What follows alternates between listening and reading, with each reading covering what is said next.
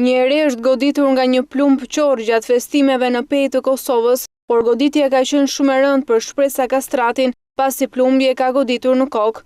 Shpresa Kastrati ka qenë në balkonin e banesës së saj në Pejë në mesnatë, duke parë spektaklin e fishek zjarreve, kur është goditur nga plumbi qorë. Familjarët e saj e kanë dërguar me urgjencë në Prishtinë për një trajtim më të specializuar. Motra e Shpresës ka akuzuar mjekët për neglizhencë.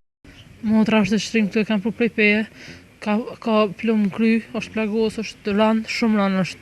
Ata që një orë në ardhe, ajo është ardhe një orë para neve, që 2 orë është e ma shumë këtu në Prishtinë, është halal në emergjencë.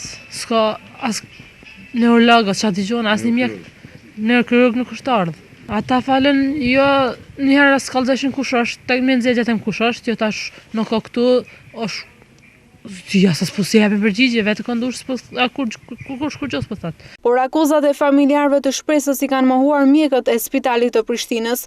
Rasti më i rënd është një pacient i gjinisë femërore, vitin 1988, e lëndume me armë zjarri, ku lëndime në kokë dhe është lezionet janë në qendrat vitale të trurit, në pjesët më të ndihshme të trurit, edhe perspektiva e saj është shumë e keqe, lëndimet janë shumë serioze, përkundrazi, edhe pse familjarët janë anku mirë, po ne kemi bë atë që është dashur të bëhet, se është bë, pacientja është në ventilim mekanik, edhe ne po luftojmë që ta mbajmë në jetë, mirë po lëndimet e saj janë shumë serioze. Gjendja e Shpresa Kastratit mbetet shumë e rëndë, madje mjekët japin pak shpresa për jetën e saj.